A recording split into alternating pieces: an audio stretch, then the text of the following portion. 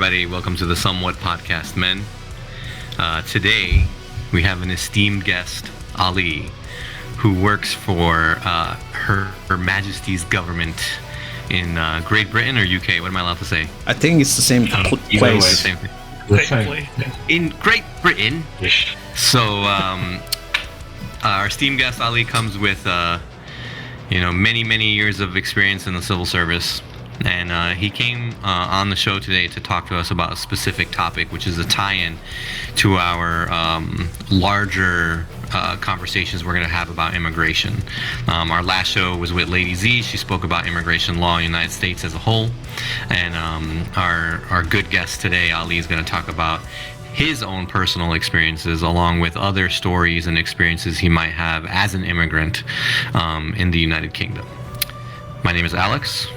Welcome aboard. This is Riz K. I am really excited about this show.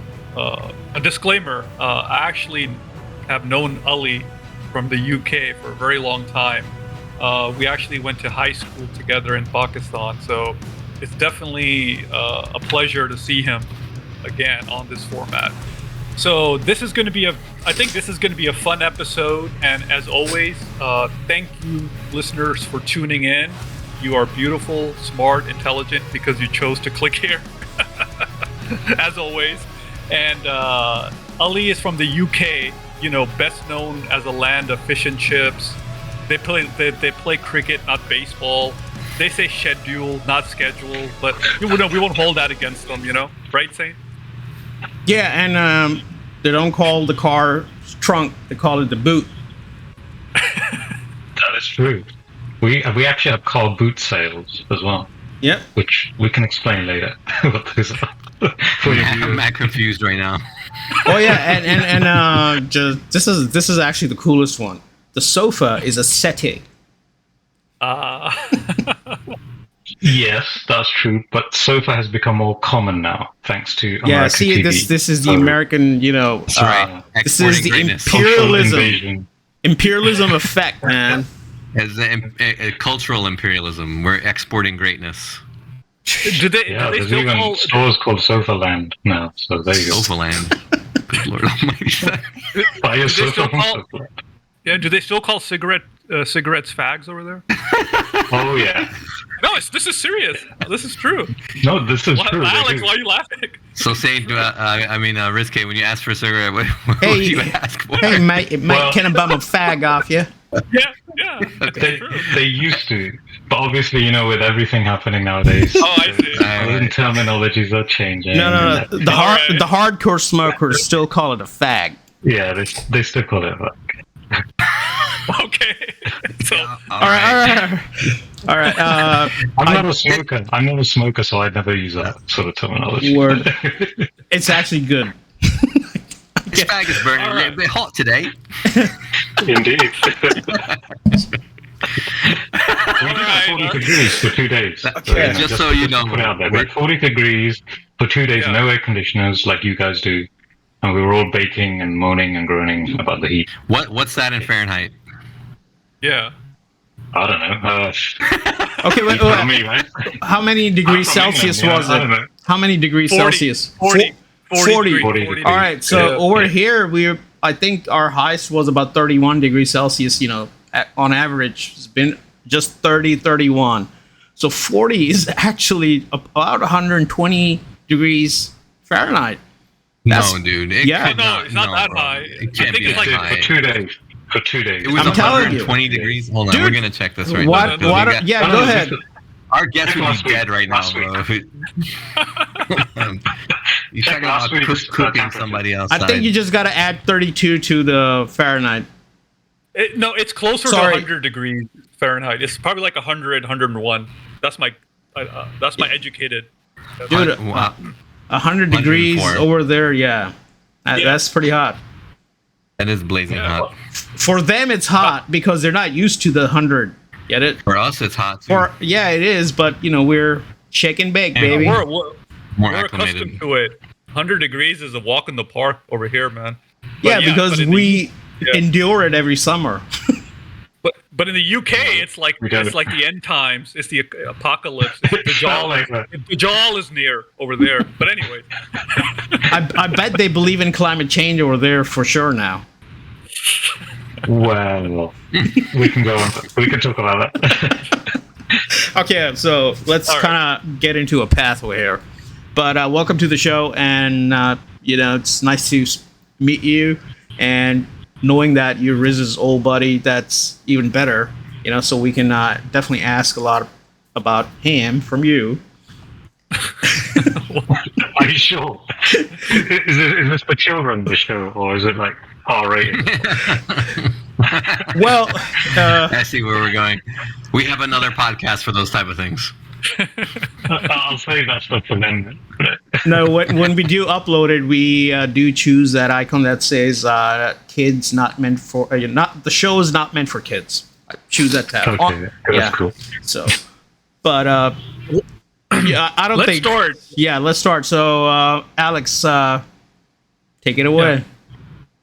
I'm gonna pass this one off to Riz K. Riz K, you asked the first question.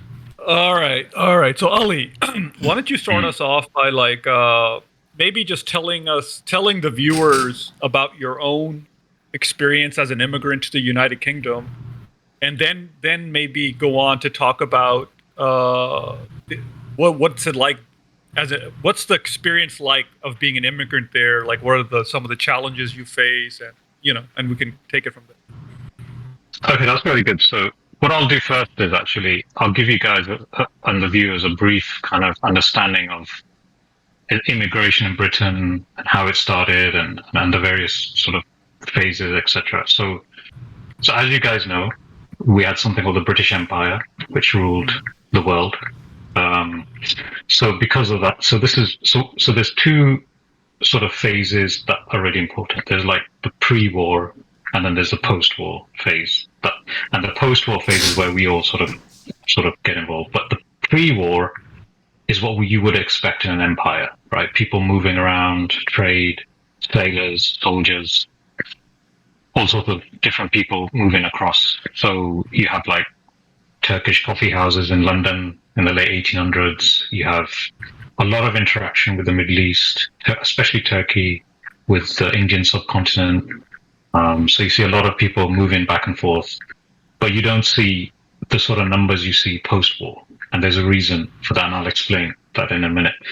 But so Britain has had this involvement with many different cultures all across the world. So India was the jewel in the crown,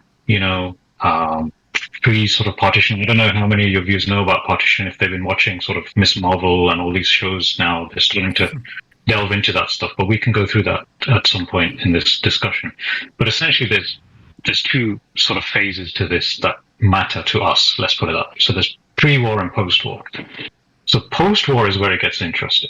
So what happened was we had a situation in World War II where Europe was completely destroyed. You guys all know about this. Most Americans do. You had the Marshall Plan and other things, and so forth. And what happened was the British could not maintain their empire, right? So they couldn't afford their empire anymore. So they thought, okay, well, how do we ensure that Britain remains together as a state, as a country, remains relatively rich, powerful, but at the same time gets rid of all of its colonies and so. So one of the things they did was to give India its independence. And then India obviously got split up between Pakistan, India, Sri Lanka, and then eventually Bangladesh, which came later. So what happened was around about I would say early 50s, they built a dam. I think they built some dams and some stuff in Pakistan. I think it was Mangla Dam they built in Pakistan. Mangla Dam, yeah, it's Mangla Dam. Mangla Dam, right? Yeah. So they built Mangla Dam in Pakistan, which is sort of where Riz K is from, that Azad Kashmir area, right? And they flooded a lot of villages. Now, in exchange for flooding those villages, they made a deal. They said, okay, look, we're going to flood your villages, but you guys can all come to Britain and work in Britain, and you get British citizenship. This is the early 50s, 52, something like that, 50. So we had a first lot of people arrive sort of in the 50s, post-war, and they came essentially straight from the villages. They were low-skilled, low-income, and they came to, if you guys ever see a British map, if you go to the north of England, not Britain, England, you'll see towns like Manchester, Blackburn, Bolton, all these places. It's called Greater Manchester, essentially. They're all little towns together. And they had a lot of mills, textile mills, and all these sort of places. So what they did was they brought all this unskilled labor into these mills and factories and said, right, here's a job. You get paid twice as what you get in Pakistan. You get to work. So a lot of these people came, they filled the jobs. There was a dearth of employment, obviously, because of the war. People had lost lives, etc. So a lot of these people came over and they started working. You got a small amount of professionals, say from India, some from Africa, doctors, nurses, people like that in the 50s. Then there was a second influx, which is called the Windrush generation, which was largely African Caribbean from the Caribbean, Barbados, Jamaica, Trinidad, Guyana, places like this. They came over late 50s, mid to late 50s, and early 60s, and they took jobs in the National Health Service. So for your American viewers, our health service is totally nationalized. It's free on the point of, you walk into a GP's, you get free healthcare, and it's paid for from taxes. So they came to fill a labor gap in that, and other areas in the public service, buses, trains, you name it, they filled that sort of that gap. So then you're into around about 63, 62, 63, and this is where sort of my story begins. My father came over in about 1962, and the story is that my uncle, he managed to get to Hong Kong, and at the time Hong Kong was still a colony of Britain. So what happened was, because Pakistan was a Commonwealth country along with India, getting a citizenship was very easy. They allowed you to get it quick because they had this dearth of labor. So my uncle went to Hong Kong, managed to get British citizenship in Hong Kong. I think he was a traffic policeman. Don't ask me how he managed to become a traffic policeman, right? And he ended up near London, a place called, I think it was Crawley. He ended up, and he sponsored my father. And then my father came over. That's where he started. He started off in a place called Leighton in London, started working in factories. There was one, I'll tell you one story he tells us, when he was around, God rest his soul. He changed 3 jobs in a day. Right? He got sacked from his first job. He hated his second job, and he liked his third job. And he did that all in one day, right? And it was a funny story, right? But the key thing to understand is there was a dearth of labor. There was more jobs than there were people. And they were very happy to get sort of individuals over. Now, when my father came over, originally their thinking was, we're going to come over, we're going to work for 10, 15 years, and we're going to go back. Yeah. Pakistan will be prosperous, we'll be able to send money back, and everything will be great, and we won't have to call our families. Well, that's not what happened, right? So we had the war with India in 65. Pakistan's economy sort of went down the pan after 65. It became harder and harder to send money back because Britain's economy went down the pan as well because of the oil crisis in 73. So sending money back became a real problem. We had oil strikes, we had union action, all sorts of stuff was going on. So it was more like, we may as well stay here because we're getting well paid, there's nothing back home, let's call our families over. So young men like my father, they started calling their families over. So he got married to my mum, and they both came over in 72. And so that's kind of that sort of tranche. So you had the Windrush generation, which my father was sort of part of. They're all bunched into this one group. And then you had a second influx in 72, 73, which was the Ugandan exodus. So if you check out this film, what we'll do is I'll send the links to Riz, and he can put them in your description and everything, because I think it's important for Americans to understand the pattern of immigration. We had a massive influx in about 72 from Asians of Indian origin and Pakistani origin from Uganda in Africa. Now viewers are thinking, what the hell? What's Uganda got to do with Britain? But Uganda used to be a colony again, and they had British passports. So they managed to come over because Idi Amin, the dictator of Uganda, basically threw out people of Asian origin. He just didn't want that. It was similar to what the Germans did to the Jews, without the gas chambers, basically. And he kicked everyone out. for his own political ends. I mean, people can read about this, and they all came in 72 onwards. And a lot of those guys. My dad was actually part of a peace keeping mission. With the United Nations in Uganda. At the time that Idi Amin was falling or after him in the late 70s, early 80s, and he had some interesting stories from over there. Exactly, and this guy was your classic dictator, the one of the big palaces, everything that you want to talk about, and he basically threw out all the Asians. They came over to Britain in about 72 onwards. He told me that they found dead bodies in his freezers in his palace. Yeah. When they were sacking. Yeah, all those enemies. Mm-hmm. Yeah. So, it's quite Ali, gruesome. right, Ali, I have a question. So, roughly, what percentage of the UK's population is non-native or immigrant? Do you have any ideas? So you have about 3.5%, something like that. How much? It's not that much. It's about 3% of the total population. Really? I was always under the impression it was like 10 or 15%. So that's not the case. No, it's a lot less than that. It's about 3.5%. So not specifically South Asian. Just what about everybody? What about everybody in general? Yeah. You're looking at around about. I would say around about. I think it's about 3-4%, something like that. If I'm not wrong, as far as I know. Interesting. Yeah, it's not that much. You're looking at about. The largest group is Pakistanis, I believe. Right. Largest ethnic group is Pakistani. Then East Indians, and then you have sort of everyone else. Also, they're concentrated around the metropolitan cities. So they're concentrated in Birmingham, London, Manchester, Cardiff. Large cities there. Now, I know there's been, immigration has been a very sort of controversial and emotional issue in America, and I'm sure in the UK as well. Now, what have been like some of the charges or complaints that the native people have against immigrants? Do they call them that they're stealing from the welfare system, or what have been some of the major complaints? Yeah. And is there some truth to that? Or what do you think? Okay, so that's a good question. So I'll go back to the Asian bit, and then I'll answer your question because it'll link to what I'm going to say, right? So the Asians that came in 72, a lot of them were educated and well off, as in they managed to bring capital over with them. So when they got settled very quickly. They opened businesses, they became professionals, doctors, nurses, lawyers.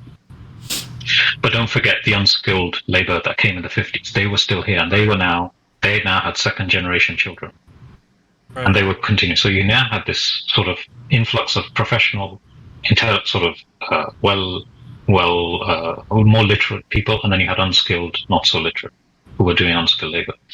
So this is where you get sort of the 80s come in with Margaret Thatcher, Ronald Reagan. Very similar in Britain as well. The yuppie culture, Wall Street, that kind of, big bucks quick. A lot of these young people, they managed to, some of them who had parents who were well off and well educated, they managed to make their way up.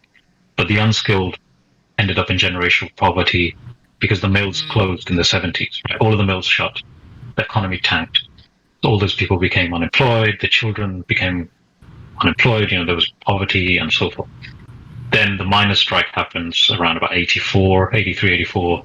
So all of the white people who were relatively middle class, I would say lower middle class, they suddenly hit poverty because their jobs were gone.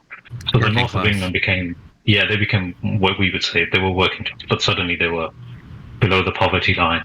So the north now becomes this kind of tinderbox because you've got immigrants, poor indigenous people rubbing shoulders against each other. Now, when there were jobs, there's no problem, right? Right. Everyone's got a job. You're either working in a mine, or you're working on the buses, or you're in a factory, right?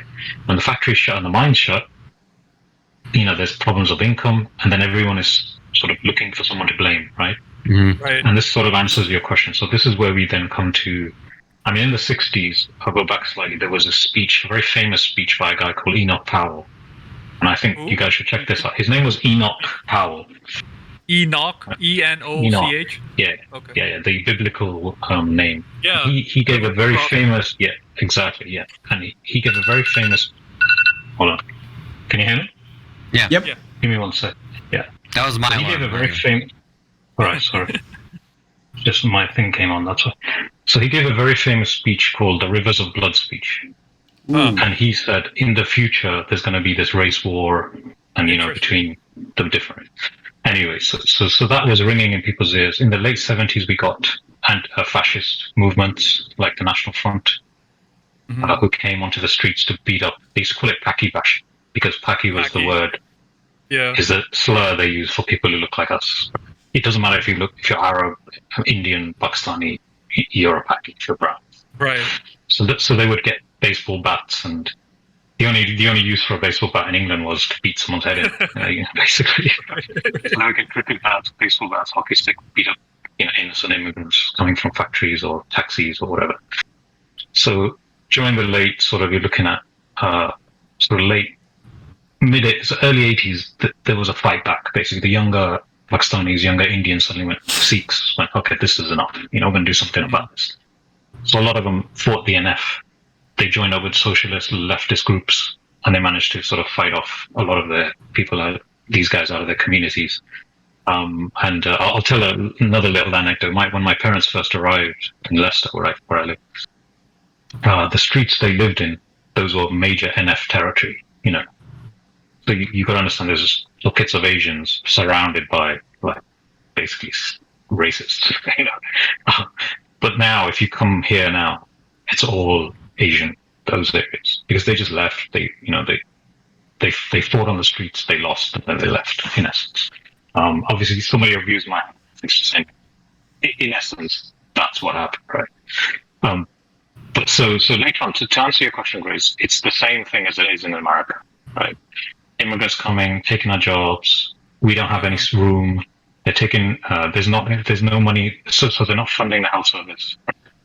And then what they'll do is they'll scapegoat the immigrants and say, "Oh, it's because the immigrants you can't get an appointment in the GP because there's so many of them. You can't get an appointment. You can't get jobs because the immigrants are taking your jobs." And that's kind of like to Brexit. Right.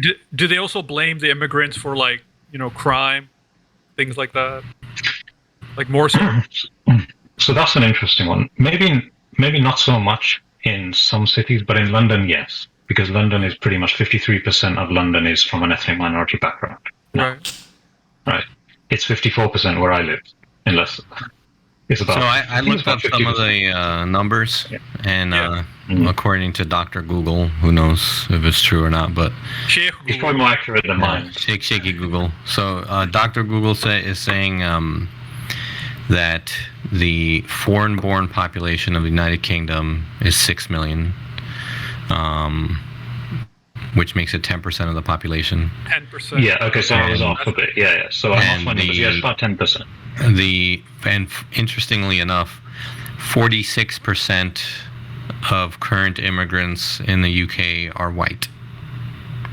From Eastern Europe. Yeah, Poland, things like that. So let me caveat what I said. So the 3 or 4% is actually non-white, right? Okay. I think that might be accurate. That 3-4, okay. half of that would be about non-white. The other half is Eastern European or European stock because of the EU. When we were in the EU, and they came over.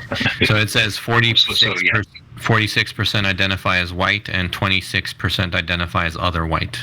So that 3% that's about 3%. Yeah, so it's about 3% for non-white. That's what I meant. So, see, there's one thing the United Kingdom's very unique about, because it's an island, all right? There's water. So they don't have actual physical borders they have to protect, like the United States with, Mexico. I mean, Canadians, they're damn sure never going to come here. They're happy where they are. They're not welcome anyways. Well, we might be migrating there, but, well, global warming, it'll be 90 degrees in Ontario. It'll still be fine for us. I wanted to add a little bit to the conversation.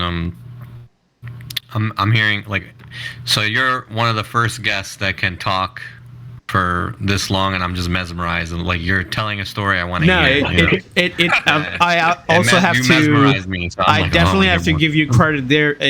The structure was amazing. Actually, I learned a lot too. It's the British. It's the British accent. No, it's just I do this from living. No. It's her. All the time. It's Her Majesty's education system they got there. Yeah, there you go. Indeed, We have to give her credit for something, right? So some of the differences that I'm hearing in the United States and UK immigration is so the US had waves of immigration ever since its inception as a country. And a lot of those Eastern European immigrants came in the early 1900s. So their wave of immigration was over at that point. And my assumption is that their wave of immigration into the United Kingdom is ongoing. And did the Eastern European immigration to UK lead to Brexit? Okay, so that's an interesting, because we had waves of Eastern European immigration all the way from the 1800s right up to 2000. I think it was 2007, something like that. So the different ways. So we first had a massive Jewish population that moved from Eastern Europe because there was anti-Semitism and all sorts of issues in the 1800s. Germany, especially, there was a lot of problems there. So they moved to Britain. And this is an interesting story. So I was reading the other day, and it's a really good book actually by someone called Doug Sanders, called "The Myth of the Muslim Tide." So in that he explains, some of the myths of because at the time the Muslims were being othered. This was about 10 years ago. So he compared it very similarly to what happened to the Jewish people when they came over to Britain. And when Jack the Ripper, so I don't know if your viewers know who Jack the Ripper is. I'm sure they do, because everyone's heard of Jack the Ripper. Notorious criminal in the 1800s. He was doing his, criminal activity, murdering. They actually blamed Jewish people for Jack the Ripper. They said, "Oh, it's got to be a Jewish guy who's doing this, because they're ruffians and they're criminals and all this nonsense."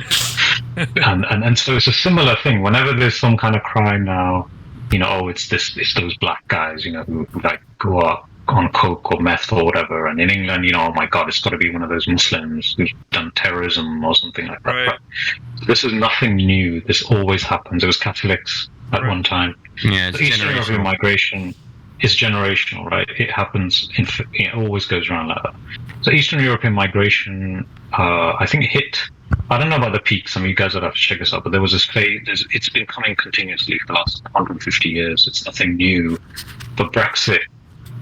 We had a massive influx from Polish people who came from Poland, and they came as laborers. They came as electricians, they came as carpenters, very skilled people. They came here. They worked very, very hardworking people. They were working for lower wages than the native population. They also came as fruit pickers. So like the farms. So we had a lot of farms here in Britain. They pick strawberries, other fruits, blackberries, cherries, whatever. And they came and they would come as seasonal workers. So they would come in during the summer, they would pick the fruit, and then they would go. And then they would come again, pick the fruit, and then they would go. And there would be these phases. So it was Polish people mostly came as skilled laborers.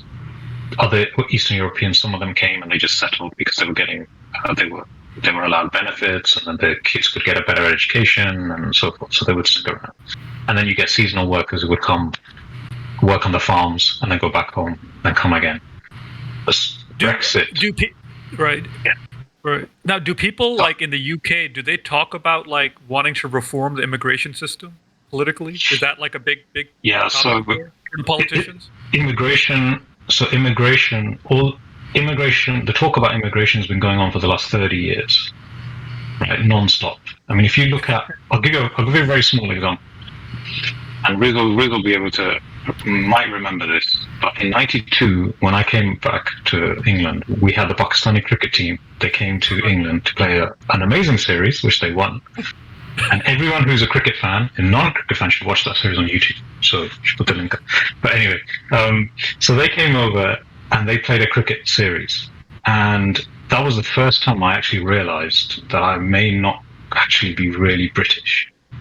Because the media, they just had a field day during that series. Because they were getting hammered, basically, by a bunch of brown guys from Pakistan. who should have been thrashed.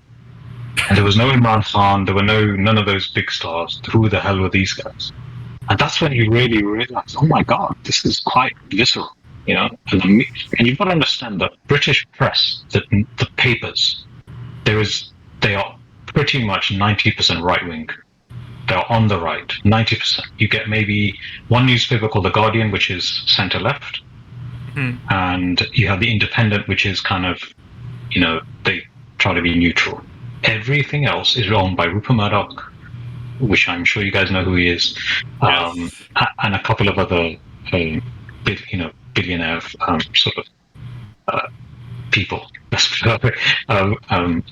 Lord Rothermere, and then there's the Buckley brothers, and they own pretty much 90% of the media in England and the UK. They essentially can, you know, destroy the government if they want to. They can get rid of a prime minister. Like, so Tony Blair, for example, Saint's favorite politician, right? He had to make a deal with Rupert Murdoch to actually come into power, so the media wouldn't go after him, because the leftist prime minister in Britain is, you know, he's going to get it in the neck from the right-wing media. So they pushed this immigrant kind of narrative. What's the word? Narrative. Yeah, that's the word. It's a narrative that immigrants are to blame. And there's some interesting. I'll see if I can find them, and you guys can put them in the comments. I'll send them over. But there's some interesting posts on social media and stuff where you can look at British newspaper headlines when it comes to immigration and immigrants, and it's just like you get this wave, you know, sometimes where every single paper has negative news. It's like, right. What? Now, Alisi, let me. I'm going to push back a little bit on some of the immigrants there, because I have a lot of family that lives in the UK, right? And you know, I visited them like several times, and they live mainly in the, you know, Manchester area, like the northern part of the UK. And I think one thing that I've noticed is that a lot of them they don't seem to be very well integrated with mainstream society, like the immigrants in America, like America are. I've noticed that. Okay. I don't know. What's your thoughts on that? So that's a good question, and let me add to that a little bit as well. So for our viewers, typically an immigrant's experience in the United States is a person would come over as an immigrant. They'd have some difficulties in assimilating or acclimating. They would be isolated in their culture, work and home, but their children typically grow up around different cultures and get sucked into that, you know, overarching American experience. And the one good thing about U.S. culture and U.S. people is they love new stuff. So if it's something cool or something new or something interesting, they're like, oh, it's ours now. Right, so they'll take different parts of different cultures and make it their own, and this is why I cannot stand the narrative of the U.S. has to be a salad instead of a melting pot, because I actually read up on who came up with that idea, and it's a lady from Iowa. So I'm gonna curse. So if nobody wants to hear, close your ears. What the fuck does a lady from Iowa know about immigration and immigrants and cultural diversity? Like, she knows nothing. So why would you even come up with something like that? So it's like the U.S. is a melting pot. They had it right. Different pieces, different parts of different cultures melt into something cool. So and I think that's what I basically meant when we were talking off topic, you know, prior to recording the show, where I was saying the time I spent in the UK, the experience I had there and here, it's very different. And I think he hit it on the nail perfectly on that one. That I guess in a good way, you could see like it's a very different mindset here. People are curious more than to push something away right away, and I think that's pretty much what I experienced over there. The bias was very raw in the UK for foreigners, and obviously coming from Pakistan, they've had enough of us there, so it wasn't that easy. I have a family member who's from the Middle East, and he was building like an outdoor like brick oven to bake bread. Almost like a tandoor, but like different, you know. And the word got out that he was building, and I guess his son told his classmates that he was building one. And all of a sudden, all these like country people started coming by because they wanted to see it. And like why they wanted to see it is because they wanted to see like, oh, can we improve on our outdoor barbecue? That was that was their main focus, is how can we improve our barbecue? Is this something that can people help are us serious improve? about barbecue here. I'll tell you that. But Ali C, so like, what are your thoughts? Because to me, this has been like, it's like a very interesting question to me. Is that why is it that in the UK, that a large proportion of the second or third generation immigrants do not seem to assimilate as well into the mainstream society like I've seen in America? But what are your thoughts on it? Okay, so that's a really good question and very interesting. I knew you guys were going to come to that. So remember I told you guys about the 1950s and when the families came over, they were from poor backgrounds. So what happened was when they lost their jobs, what normally happens is communities tend to get insular. They look amongst their own. They look, to protect themselves, right? Because then you form your family connections. Family looks after family. Pakistani families and Indian families generally, especially Sikh families and Punjabi families, generally have large families. They all live together. Dadis, nanis, grandmas, mothers, all that. So they tend to sort of congress around each other, right? So that's initially what happened, because everyone just stuck together, thinking, okay, look, we're better together than apart. The other thing also, you have to understand the culture. In Britain, it's different. Britain used to rule the world, right? Britain was in charge. So you have to understand the mindset. It's an imperial, it's a post-imperial mindset where suddenly empire isn't there, but you're being told you're the best. You're being told you're the greatest. You're being told the queen is the ultimate, and so forth.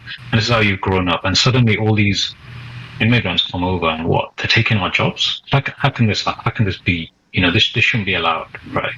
We're the best. We've always built the best, While in America has always prided itself on the fact that it's a country of immigrants. It was built by immigrants, the Statue of Liberty, all that kind of stuff.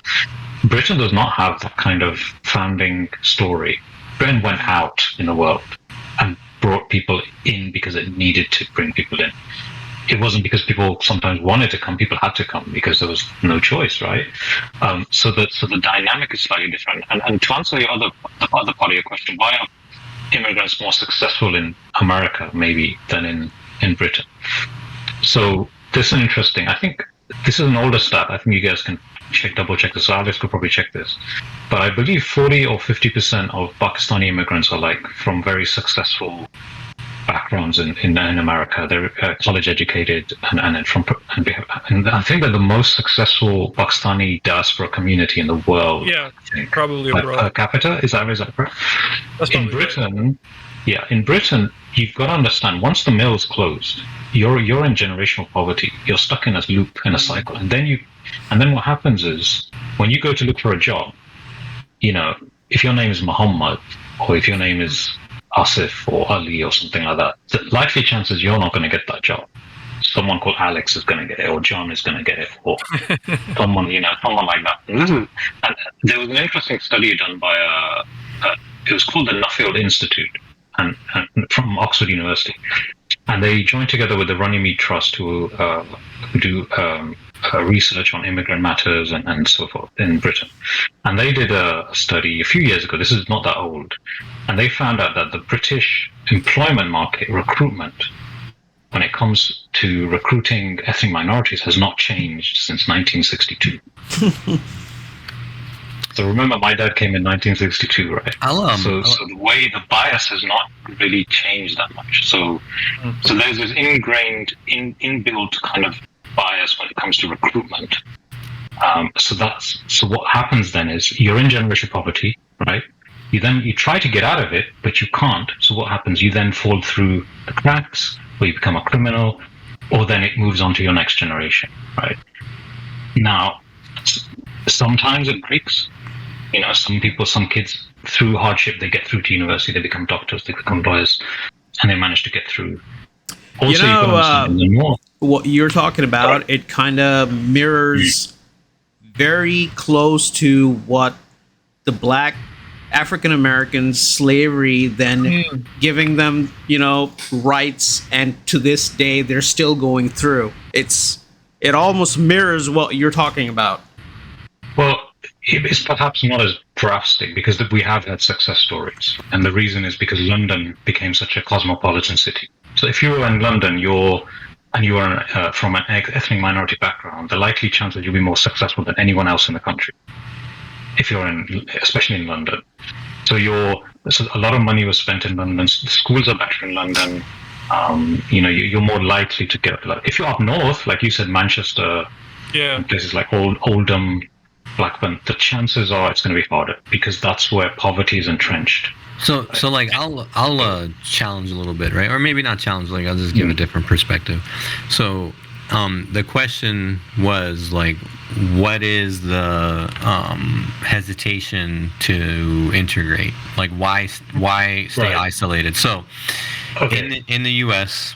You'll have like West African immigrants that come, or subcontinent or Middle Eastern or South American immigrants that'll come here, and they'll work as busboys and cab drivers and dishwashers and bike messengers and like really low skilled, low paying, labor intensive jobs.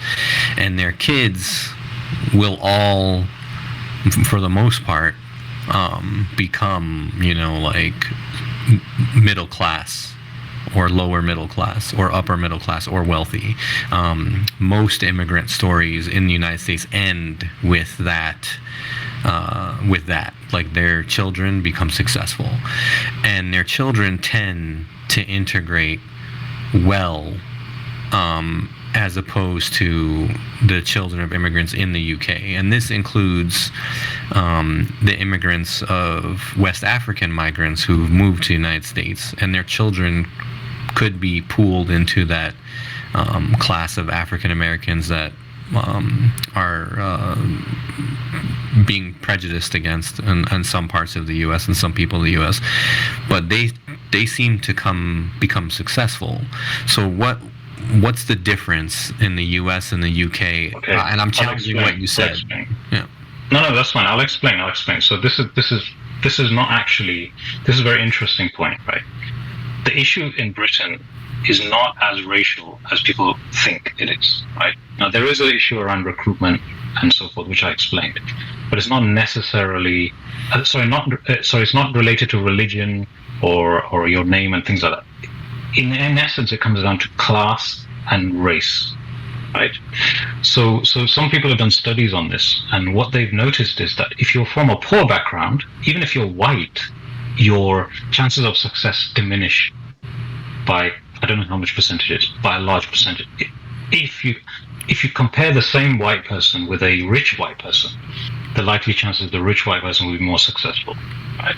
So in essence, it's become an issue around poverty, around class, around the distribution of income, because the northern part of Britain has been starved of funding. It's been starved of investment, and remember all these immigrants, they came to the north because of the mills shut down, so forth. Investment didn't get there in the 80s. A lot of the investment was down south, in the southern part of England. So a lot of it has become an issue around poverty and generational poverty, right? So if you're brown and generational, you're going to be better off slightly than if you're white and in generational poverty in Britain, right? So why? And the second part is, why have they not integrated? So it depends what you mean by integrated, right? If you go to London, they're way more integrated than they are if you go up north, because again, it comes to the issue around poverty, around kids going to university, how many kids actually do get to university. University used to be free, so my generation, a lot of us were luckier. Yes, we had free college, by the way. So we could go to university for free, we could, become professionals, but now it's becoming more expensive because you've got to pay to get there. So suddenly it's becoming this issue around where is the money, and this is why Brexit happened. So if you look at Brexit happened, a lot of people up north voted for leave because they said that the European Union is taking our funding away from us. They're taking the money away from our areas, and this is why our areas are poor, which it wasn't true because the Europeans were actually funding a lot of the sort of projects up north, and especially in Wales. Wales had a lot of investment and so forth. But they got fed this kind of right-wing, they got fed a bit of propaganda and they fell for it, basically. Some didn't. Some actually were logical in their decision-making. They actually said, no, actually, the reason is sovereignty. We don't want Brussels to be making decisions for us. We're British, we want to make the decisions ourselves.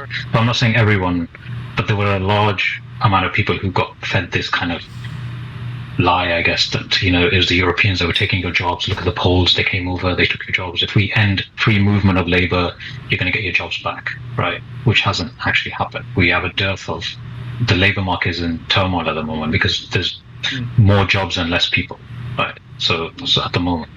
But the issue is poverty. That's what it comes down to. Distribution of wealth and poverty. Ultimately, that's what it's about. And integration is the key there. So in America, I don't know what it's like. I can speak from the Pakistani perspective. From the Pakistani perspective, most of the Pakistani immigrants to the United States were relatively well educated when they went to the United States. I could be wrong. This is what I've heard. Yeah, my experience is that they work the same jobs as every other immigrant, whether they're well educated or not. They're working manual labor work. In a place like New York City, it's 16-hour shifts, making food deliveries, cab driver, et cetera, et cetera, et cetera. Yeah, and that's not to say here in Britain people haven't been successful. I mean, the mayor of London is a Pakistan. Right? His dad was a bus driver. Right, the health secretary his dad was a bus driver, right? Rishi Sunak, who's currently might be the prime minister of Britain, his dad was a pharmacist. Right? They used to have a shop pharmacy. So I mean, there's Priti Patel's parents came from Uganda. They were refugees basically. So we do have these politicians. The majority of Asian politicians in Britain, their parents are like my parents. They came over in the 60s. So we do have success stories. The integration issue is also a cultural thing as well. Right? Yeah. Now, Riz, you can agree with this or not, but a lot of them came from Azad Kashmir, right? Yeah, which was because of the Bangla Dam, yeah. Because of the dam, right? Yeah. And remember, they came with the same sort of rural mentality, and they kind of never left them. They just kept it.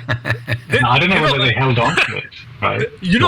Ali, this is a very, very interesting point, and I think I want to do a future podcast just trying to dissect this subculture of Pakistanis that immigrated from that region, because they seem to be a different species altogether. No, and I'm gonna back you on that. Hey, I'm not saying that. You can say that. I'm gonna back you on that point because the families we knew, because I have quite a big family in the UK still, a lot of cousins and everybody, and so I'm the Yankee now. When I go back and they hear me speak, they're like, "What the hell happened to you?"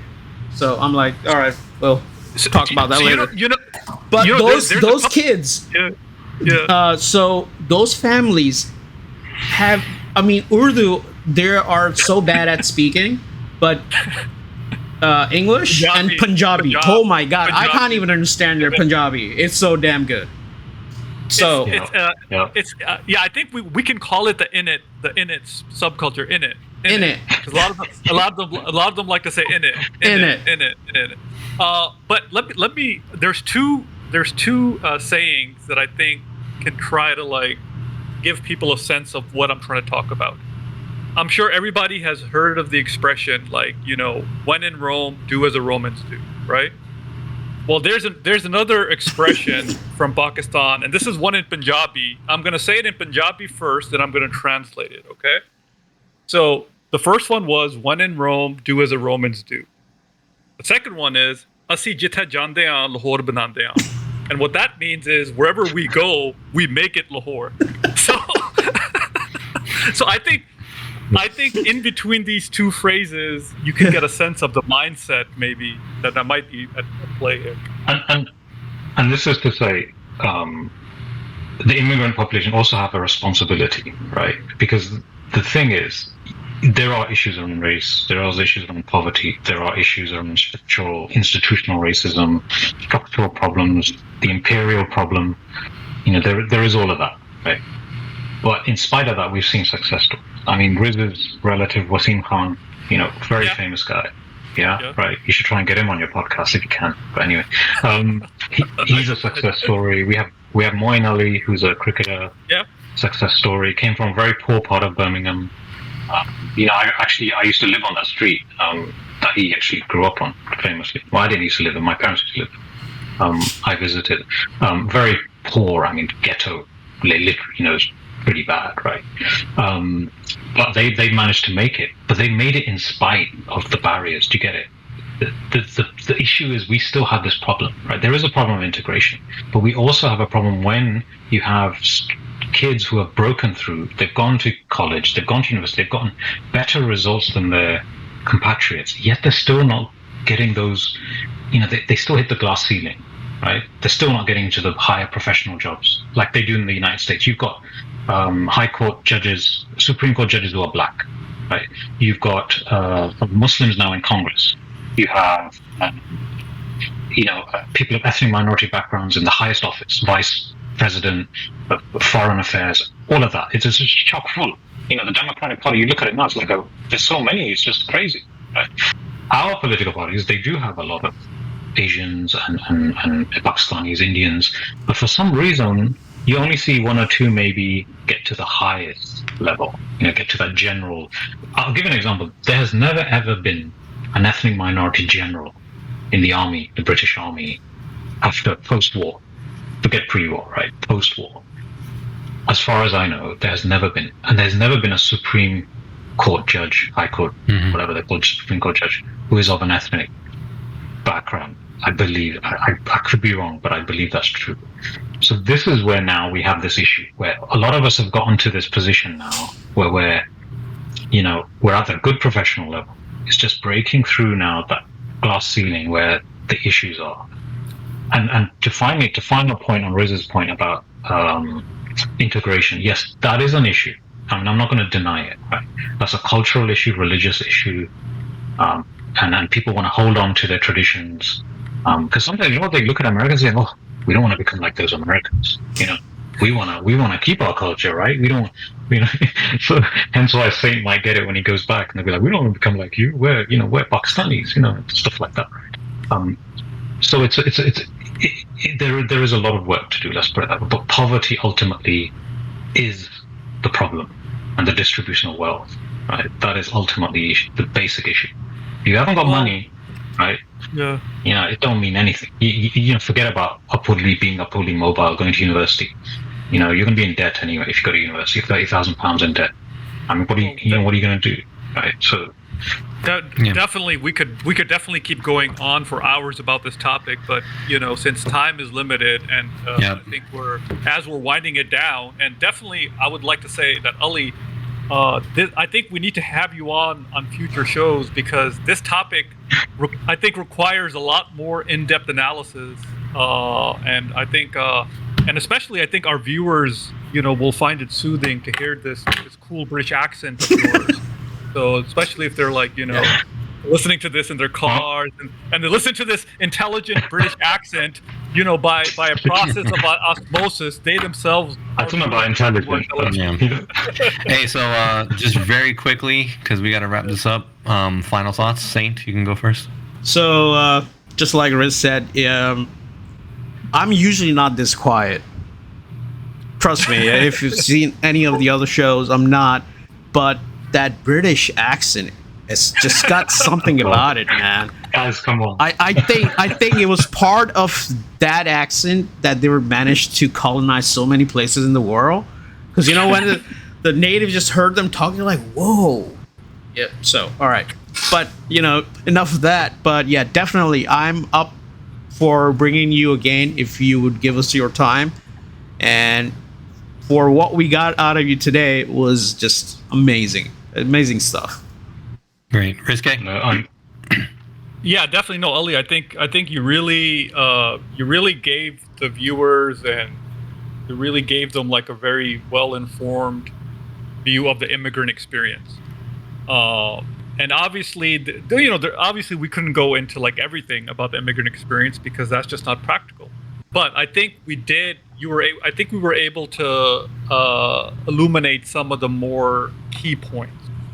I guess the last thing I'll say is, for the viewers listening right now or watching, like, what advice would you give them to become better informed about the debate related to immigration, and whether you want to recommend some books or YouTube channels or scholars? I'll leave that up to you.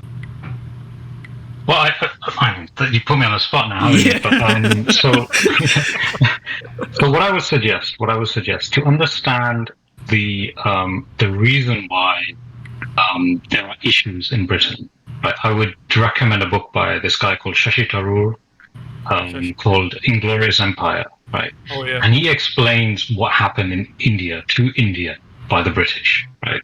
So if anyone wants to, before you even delve into why people moved and all of that, to read that book, and you'll understand why people moved, to Britain, and what happened in India itself. So until you don't read what happened in India itself, you won't understand kind of the issues that we have here in Britain itself. Well, and then I would probably recommend other books about partition. Maybe there's one really good one by Yasmin Khan. She wrote a really good book about partition. And so I would start from there before you delve into the more kind of what's happening today, because unless you understand the mentality of what happened to people, because you've got to understand this is generational trauma that people went through in 1947. Yeah. That they brought with them to Britain. This is deep stuff, right? So, until you don't understand that, I think Americans have never really, experienced partition in the media. I think Miss Marvel is probably one of the best shows in recent memory when it comes to this thing. To explain it in a very simple way. They did fight the Red Coats. They had their own fight with the Red Coats. That was some bloody war there. So they'll understand. Yeah. Yeah, so they should understand the War of Independence, 1857, going all the way to partition, which was literally 100 years, almost 90 years later, right? So, and then I would also recommend anything by William Dalrymple, History of India, any of that stuff, just to get your brains around it. What happened then, because otherwise you won't understand. The other one I would recommend is called The Good Immigrant. There's two versions of it. There's an American version and there's a British version. The American one is by American immigrants, and the British one is British immigrants. And what it is a collection of stories by famous immigrants who have made it, basically, and they tell their experiences. Actors, politicians, people like that. So that's another one I would recommend. But I'll send you the links, Riz, and you can put them in the description for the viewers, and they can delve into this stuff. And I just want to say before, I know the time's short, but it was a great honor to be here with you guys. Really, really enjoyed this. And yeah, I'll definitely come on again if we can get the timings right, hopefully. No, so don't get the timings wrong next time. There's like 5-hour difference, right? But, the honor was definitely ours, and I think I really enjoyed the conversation. And I think, since the British brought the Tea Party to the Indian subcontinent, the only thing we could do was to bring it right back to the Brits. I like that. Absolutely. I will second Saint's comment. The honor was truly ours. Thank you for coming on and giving us that, anytime, guys. That lesson. Anytime. Like, we really do appreciate it. My final thoughts would be, I don't know. I mean, I think from looking at it from the perspective of an American, which is really the only perspective I can look at it from, is that sounds like the UK had a deeply entrenched class system going back to the kings and the lords and the serfs and all that stuff. So a lot of that is still transitioned and translated into today. Part of the reason why the U.S. revolutionary government fought the British, and if you do some reading, that some people believe that the Civil War was the final war in the U.S. between democracy and a class system, a gentleman class, so to speak, that the Civil War erased the gentleman class in the U.S. Large, wealthy landowners with powers over other people. So up through the civil rights movement, and I feel like that may be a strong reason why immigrants have a different experience at the end in the U.S. and in the U.K. I feel like the initial experience is very similar, but at the end, I think there's a difference of experience. And you add just Absolutely. that. I think you hit the nail on the head there, mate. Seriously, Yeah. I think that is true. It's to do with class and poverty. Ultimately, that's what it is. And And if it you doesn't ask St. trickle Hill, down. They tell you it trickles down. It doesn't trickle down. yeah, right. If you ask Saint, he'll tell you because that toaster cat, the American toaster cat that he got, that's some serious stuff, bro. I'm telling you. All right, everybody. This podcast was brought to you by Khalas Energy Drink. One drink. Khalas. I'm telling you, one day we're gonna have that drink on the show. Also, stay fresh, stay fresh, and the Big Brown Deck Barbecue out of Brantford, Florida. Come on down, the eating's good. So we actually do have sponsors, fellas, and one day we'll have a fourth sponsor. So, thank you. And also, don't forget to like our Facebook page, comment on our videos, share our videos, subscribe to our videos. We appreciate the love that everyone has been showing us by tuning in and being a part of our journey as we continue to grow and try to bring you like the informed, educational, and entertaining content. Riz, you didn't say your catchphrase. Oh yes, spread the love, people. Oh, man. Spread the love, not the hate. Not the hate. Thank you, everybody. Thank you.